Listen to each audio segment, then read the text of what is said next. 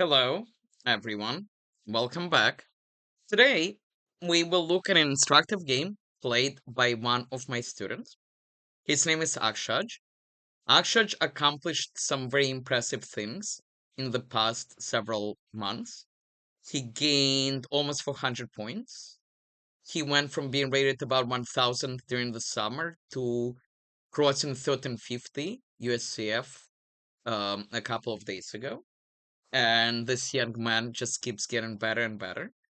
And this is a very instructive attacking game that he played. So let's take a look. Um, White starts with c4. Akshaj plays c5. We have Sicilian defense. White plays knight f3. The main move. The idea is to prepare pawn g4. Akshaj plays knight c6. One of the main moves. Black could have also played d6 or e6. White plays d4, taking the center. Akshaj takes. White takes back. Now it's important not to take again because it just helps white to develop. There are several good moves here. Black can play knight f6, which is the Sveshnikov. Black can play e5, which is the Kalashnikov. Or in this game, Akshaj plays pawn g6, which is called accelerated dragon. There are two types of dragons. This one will actually turn into a regular one very, very, very soon. White in this game played bishop e3, improving the bishop. There is a potential idea of queen d2 and combining on this diagonal. Akshaj continued by developing his bishop, bishop g7. And now white plays a move which might be a little bit slow. Bishop e2. Bishop e2 usually indicates that white wants to castle short, and white just plays normal developing moves. Okay, Akshaj develops the knight, knight f6, attacks his pawn, gets ready to castle, makes perfect sense, and white here plays a move pawn f3. So white is a little bit confused. White played both f3 and bishop e2. Um, so one of the points behind bishop e2 is to stop knight g4, which is also the point of pawn f3. So if you play in pawn f3, it makes a lot more sense to bring the bishop further over here. If you're playing bishop e2, you're probably going to castle short and then play pawn f4. So white sort of combined two different ideas, which is okay, but it's not amazing. And here black has a good which was not played. And this is an important idea in the Sicilian. A lot of the time, if you have a chance to break with d5, because white has more space, you want to break with d5. d5 in this game was not played. The point of d5, by the way, is simply to put pressure. If white were to take, black takes back, and this bishop is attacked. This bishop is quite good, and black has very, very, very active pieces. Okay, but that did not happen. Instead, instead in this game, black castled, which is reasonable, but it did not. It did not take advantage of white being too slow. And here, white actually has an instructive idea. Because black wants to play d5, white's best move is to play c4, which directly stops d5 because it's controlled by 2 pawns. White continues with normal development, which is knight c3, which is reasonable. And now once again, after knight c3, black should play d5 to challenge the center with similar ideas. Instead, queen b6 was played. Um, so the point of queen b6 is it pressures this pawn, and occasionally there is this idea of knight takes c4 with a lot of pressure being put on this knight on c4. Okay, and here white played a good move. White played the knight takes c6, which attacks the queen, and the point is if black were to take the bishop first, white takes with check. So Akshaj took back, queen takes knight, and white plays queen c2. And white has very simple ideas. He wants to castle long, and he wants to connect the bishop and the queen to this square, which makes perfect sense. Akshaj played d6, and this sort of starts to become like a regular dragon. The point of d6 is to bring out this bishop and then bring the rook, one of the rooks, on the open line. So bishop e6, and white starts a pawn storm. White plays pawn h4, and Akshaj stopped that pawn. Actually, my apologies. White played g4 first. White played g4 first. The idea again is h4, h5. The other idea is to discourage d5 if black were ever to try this, which is nothing anyway, because white already controls it 3 times. But if black were to support this, white can always keep the knight. Akshaj after g4 plays bishop e6, continue with the plan, and white goes for the pawn storm, pawn h4. And this is already starting to get very, very, very scary. So Akshaj plays a common move in these structures, which is pawn h5. The point of pawn h5 is to stop h5. If white were to take, black will take with the knight, and for the time being, the attack of that white has is slowed down. And if white were to push, then there is no more pawn storm. These lines are closed. Black king is very, very, very safe.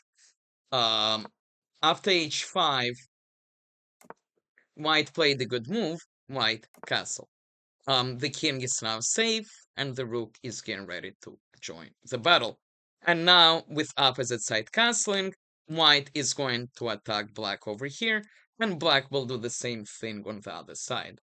Akshaj plays rook c8, which makes sense, lying up on the open line, and in this position, white played rook g1, bringing the rook into the attack. Now, um, uh, in this position, uh, the best move is not very, very obvious, but it's instructive. According to Stockfish, the best move by black is pawn b5, which simply gives up a pawn. The point being is if white were to take, black gets another open line to the king. This position is fun because, according to Stockfish, white should not take this pawn and simply continue with his attack on the other side of the board, something along the lines of this. Okay, b5 was not played.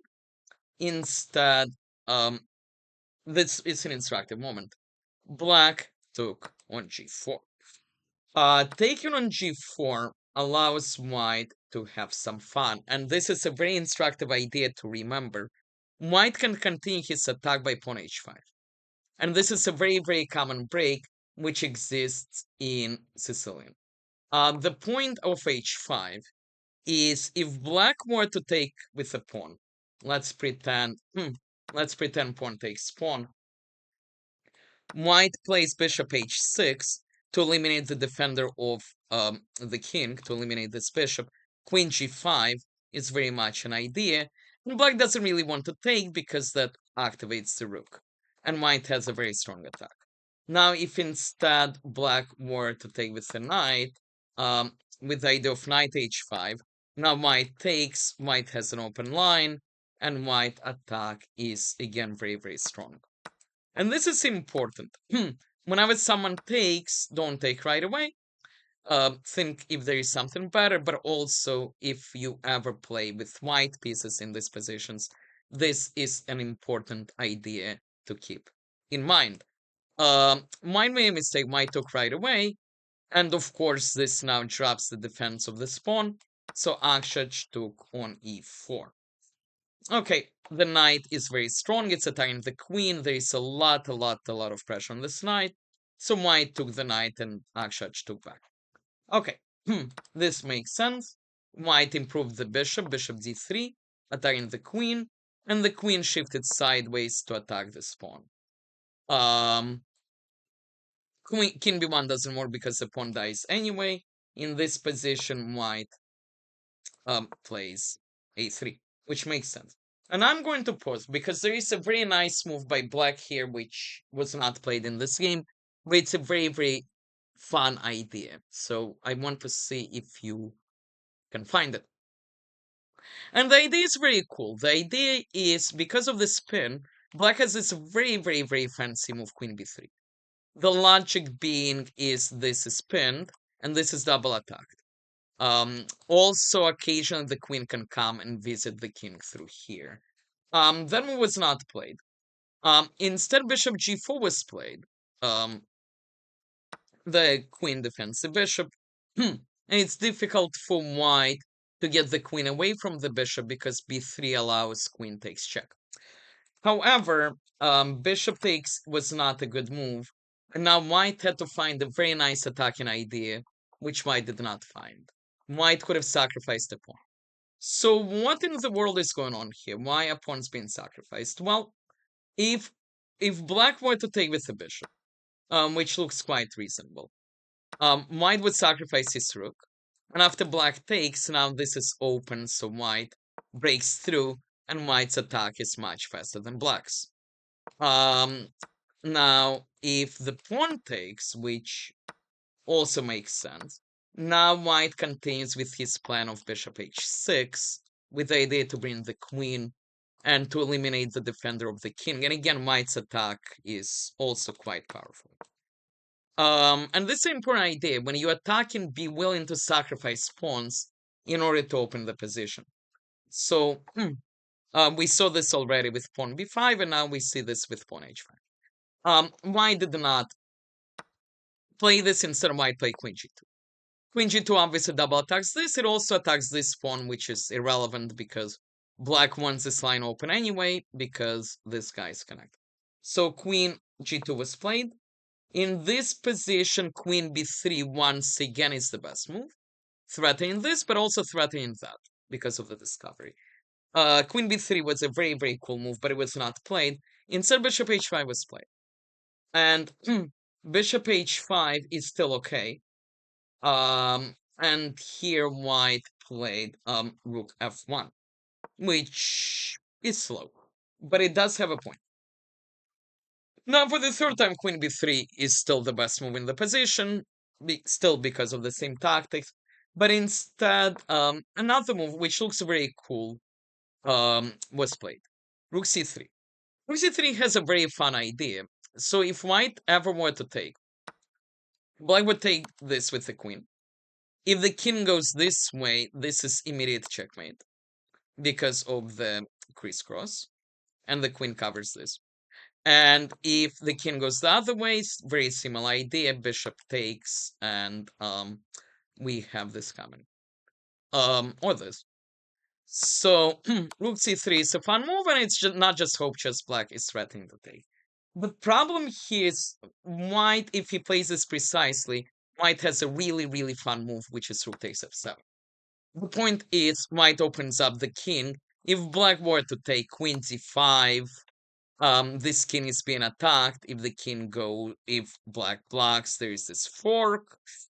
If black moves here, there is this fork attacking the bishop, attacking the king. Also, there is a skewer. If the king goes back, there is this check, and this becomes very, very scary. This position is actually really fun, because the best move by black is to sacrifice his rook again, and the best move by white is to sacrifice his rook again. After the dust settles, after black takes, white takes, black is slightly better because he's up a pawn, but this position is still open and complicated. Okay, that did not happen. Instead, white played queen f2, and of course the threat is this. And now you need to ask yourself a question. How scary is this? Because a lot of people would say, oh my gosh, the queen will take, and that's it, I'm being attacked. But after queen takes, the king can move, and white attack ends.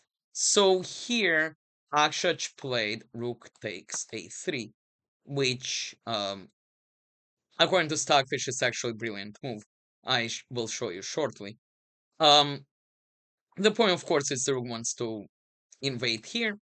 White did play his check, congratulations.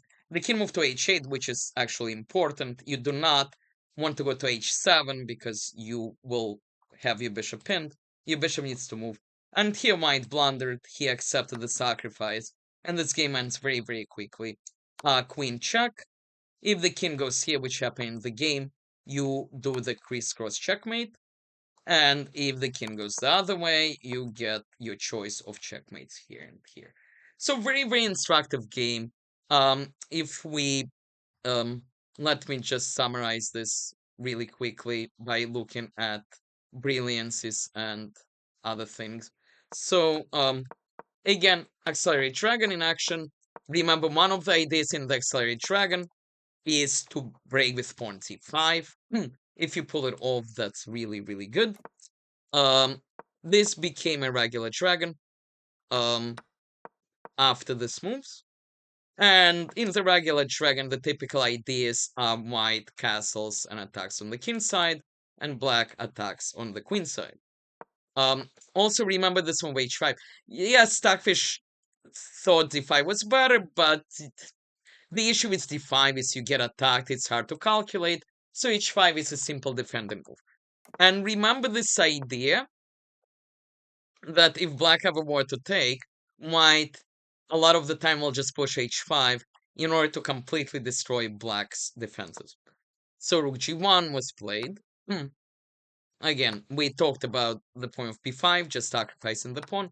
Now very important for white to make this push. Okay, instead takes, knight e4. This is a very amazing bishop in the dragon. Takes, bishop d3, queen a2 attacking this pawn. The pawn saved itself, and now queen b3 for the next several moves is a key idea, which was not found. And again, here white should have sacrificed the pawn to open the position. Instead, queen g2. Again, queen b3 should have been played. Bishop h5. Rook f1 is just a waste of time. Rook c3 was a good move, but white needed to find this complicated rook f7 in order to open the black king. Instead queen f2, but again, keep in mind this idea that just because white can take, it doesn't mean it's the end of the world. So brilliant, rook takes a3, takes king h8, and now white gets mated. I hope you enjoyed this game. Very nice, sharp, attacking game with a lot of very instructive ideas. To Akshaj, you accomplished amazing things, and you will accomplish many, many more of them. Great job. And to Akshaj and everyone else, I will be back soon. Please like, please subscribe.